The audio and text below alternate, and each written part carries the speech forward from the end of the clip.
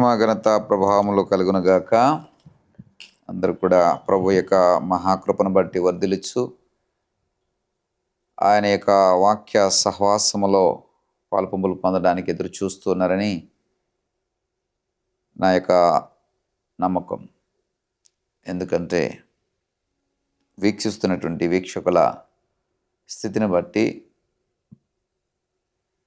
మీరు వాక్యం కొరకు ఎదురు చూస్తున్నారని నేను నమ్ముచున్నాను. మంచిది, ఈ విధంగా ఎదురు చూచుట చాలా మంచిది. మరి ఈ నిరీక్షణలో గొప్ప శక్తి దాగి ఉంది. మంచిది, ఇలాంటి ఎదురుచూపు ఎంతో మరి మనలో ఒక ఆసక్తిని, ఉజ్జీవాన్ని రేపుతూ ఉంటారు. ఈరోజు చక్కటి వాక్యం ద్వారా మీతో మాట్లాడడానికి దేవుడు నన్ను ప్రేరేపిస్తూనే ఇర్మీయా గ్రంథం 31వ అధ్యాయం 21వ వచనంలో, ఇజ్రాయెల్ కుమారి సరిహద్దు రాళ్లను పాతించు. ఇజ్రాయెల్ కుమారి అనే మాట ఇక్కడ చూస్తున్నాను. సరిహద్దు రాళ్లను పాతించు, దోవచూపు స్తంభములను నిలవబెట్టు. ఇది ఇజ్రాయెల్ కుమారికి చెప్తున్నాను.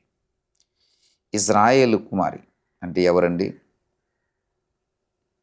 ఇజ్రాయేలు అంటే ఎవరు? యాకోబు అనేటువంటి వ్యక్తి రాత్రంతా కూడా పెనుగులాడి తన పేరుని ఇజ్రాయేల్గా మార్చుకున్నాడు.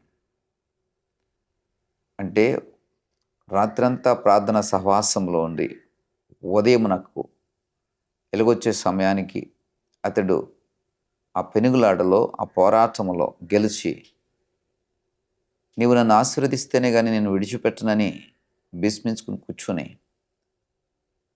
మరి అంత పట్టుదలతో తన పేరుని ఇజ్రాయేల్గా దీవెనకరంగా మార్చుకున్నాడు. రాత్రంతా పెనుగులాడి ఉదయమున ఇది జరిగింది. అంటే ఉదయం వరకు వేచి ఉండి ఉదయపు స్థితిలో, ఉదయకాల సమయంలో దేవదూత ద్వారా మరి ఈ యొక్క ఆశీర్వాదం పొందుకున్నటువంటి వ్యక్తిగా యాకోబు కనబడతాడు. ఏంటి ఆ పేరు అంటే, యాకోబు కాస్త ఇజ్రాయేలు అయింది. అంటే ఉదయం వరకు ప్రార్థన చేసి, ఉదయం వరకు పెనుగులాడి, ఉదయం వరకు పోరాటం చేసి ఎవరైతే ప్రార్థనా అనుభవాన్ని కలిగి ఉంటారో వారు ఇజ్రాయేల్ కుమారులు, ఇజ్రాయేల్ కుమార్తెలు. ఎవరైతే ప్రార్థన అనుభవంలో నుండి వస్తుంటారో వారందరూ కూడా ఇజ్రాయేల్ కుమారులు, ఇజ్రాయేల్ కుమార్తెలు. కాబట్టి మీరు కూడా ఇజ్రాయేల్ కుమారిగా, ఇజ్రాయేల్ కుమారులుగా ఉన్నారని నేను నమ్ముచున్నాను. ఎందుకంటే మీకు ఉదయమున ప్రార్థించే అనుభవం ఉంది, ఉదయకాలం వరకు ప్రార్థించే అనుభవం ఉంది. ఉదయమున దేవుని కొరకు, అయా నీ ఆశీర్వచనం మనకు కావాలి, నీ దీవెనలు కావాలి అని అడిగేటటువంటి ఒక స్ట్రాంగెస్ట్ కమిటెడ్ మైండ్తో మీరు ఉంటూ ఉన్నారని నేను నమ్ముచున్నాను. అలా ఉన్నవారు మాత్రమే ఆ పేరు మార్చుకోవడానికి తగిన అర్హత కలిగి ఉంటారు. నీలో ఆ డిటర్మినేషన్, ఆ నిర్ణయం సరైన రీతిలో ఉంటే కనుక ఖచ్చితంగా పేరు మార్చబడుతుంది. ఆ ఇజ్రాయెల్ కుమారి నీవే అవుతావు. కాబట్టి ఇజ్రాయెల్ కుమారి సరిహద్దు రాళ్లను పాటించు. మరి అలాగా ప్రార్థన అనుభవం కలిగిన వారు, తమ పేరును సార్థకతగా మార్చుకుంటున్నవారు సరిహద్దు రాళ్లను నాటించాలి. సరిహద్దు రాళ్ళు అంటే బోర్డర్. ప్రతి పొలములకు సరిహద్దు ఉంటుంది, ప్రతి ఇంటికి సరిహద్దు ఉంటుంది, ప్రతి భూమికి సరిహద్దు ఉంటుంది. ప్రైవేట్ భూములకు, వ్యక్తిగత భూములకు, ప్రభుత్వ భూములకు, ఇలా అన్నిటికీ కూడా సరిహద్దు నియమించబడుతుంటారు. దానికి ఒక చక్కటి రాయి ద్వారా సరిహద్దు రాయిను వేసి నిర్ధారణ చేస్తారు. ఈ స్థలం నీది, ఈ స్థలం నీది, ఈ స్థలం నీది. కాబట్టి ఉదయమున నువ్వు చేయవలసింది ఏమిటంటే, ఇజ్రాయెల్ కుమారి అని సంబోధించిన దానికి ఉదయం వరకు పోరాడినటువంటి అనుభవం కలిగినటువంటి ఆ యొక్క స్థితి ఎవరైతే కలిగి ఉంటారో వారు ఇజ్రాయెల్ కుమారులు, ఇజ్రాయెల్ కుమార్తెలు. కాబట్టి నీవు కూడా ఒక సరిహద్దును రాయిని నాటించు. ఏంటి సరిహద్దు రాయి? నీవు నీ సరిహద్దు ఇంతవరకు, నీ హద్దు ఎంతవరకు, నువ్వు చేయవలసింది ఎంతవరకు, నువ్వు నడవలసింది ఎంతవరకు, నీవు ఇందులోపల జీవించాలి. దీన్ని దాటి నువ్వు అతిక్రమించకూడదు. సరిహద్దు అంటే నీ క్రియలు, నీ ప్రవర్తనలు ఇంతవరకే ఉండాలి, అంతకుమించి దాటి అతిక్రమించకూడదు. నీ మాట ఎంతవరకే ఉండాలి, అంతకుమించి అతిక్రమించకూడదు. నీ క్రియలు ఇంతవరకే ఉండాలి, అంతకుమించి అతిక్రమించకూడదు. నీ బుద్ధి ఇంతవరకే ఉండాలి, అంతకుమించి అతిక్రమించకూడదు. ఆ సరిహద్దు దాటితే ఏమవుతావంటే అతిక్రమదారుడు అవుతావు.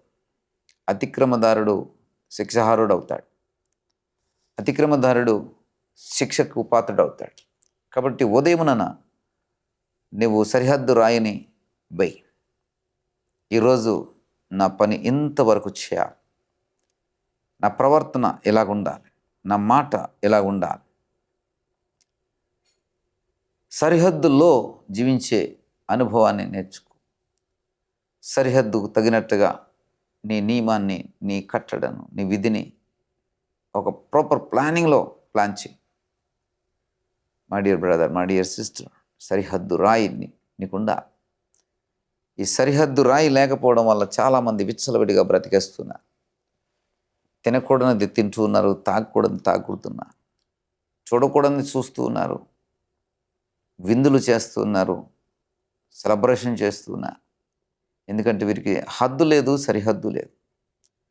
ఉదయముననే నువ్వు చేయవలసింది ఏంటంటే సరిహద్దును నువ్వు ఏర్పరచుకోవాలి.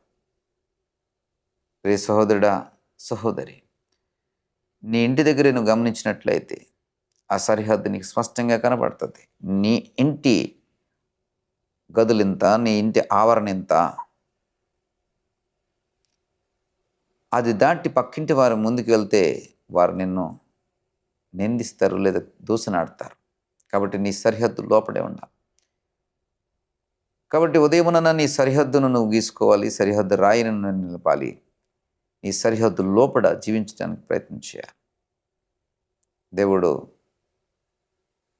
చక్కటి వాక్యం ద్వారా నీతో నాతో మాట్లాడుతూ ఉండగా ఈ సరిహద్దు స్థితిని మనం ప్రతి ఉదయమున కలిగి సరైనటువంటి సరిహద్దులో జీవించేటువంటి జీవితాన్ని మనము నిర్మించుకుందాం. సరిహద్దులో ఉండేటువంటి ఆలోచనను, సరిహద్దును మించినటువంటి ఆలోచన చేయకుండా కాచుకున్నటువంటి స్థితిని మనం కలిగి ఉందాం. ఇలాంటి లోబడే గుణము, విధేయత కలిగినటువంటి స్థితి ఎవరైతే కలిగి ఉంటారో వారిని దేవుడు సమృద్ధిగా ఆశీర్వాదకరంగా మార్చుతాడు. వాక్యం వింటున్న ప్రియ సహోదర, సహోదరి, ఏకీభవించినట్లయితే నీ కొరకు ప్రార్థన చేస్తాను. కళ్ళు మూసుకో. దయగల తండ్రి, కృపగల దేవా, మాకు ఇచ్చిన ఉదయకాల సమయాన్ని బట్టి మీకు వందనాలు. నీ బిడ్డలకు వేకువనని ఇదిగో ప్రభా సరిహద్దు రాయిని వేసుకోగలిగి కృప తెచ్చి ఈ సరిహద్దు రాయి మాకు అన్యాయముల గురించి, ధర్మము అధర్మము గురించి, నీతి అనీతి గురించి అయ్యా మాకు బోధించేదిగా ఈ సరిహద్దు రాయిని బట్టి మేము నేర్చుకునే వారంగా ఉండడానికి కృప చూపించాలి. తద్వారా మా జీవితాలని ఒక కట్టడలోనూ, ఒక దేవోక్తిలోనూ, ఒక నియమంలోనూ ఉంచుకొని దీవెనకరంగా మార్చబడే కృప అందరికీ అనుగ్రహించమని యేసు నామములో ప్రార్థించి వేడుకుంటున్నాను పరమ తండ్రి. ఆమేన్.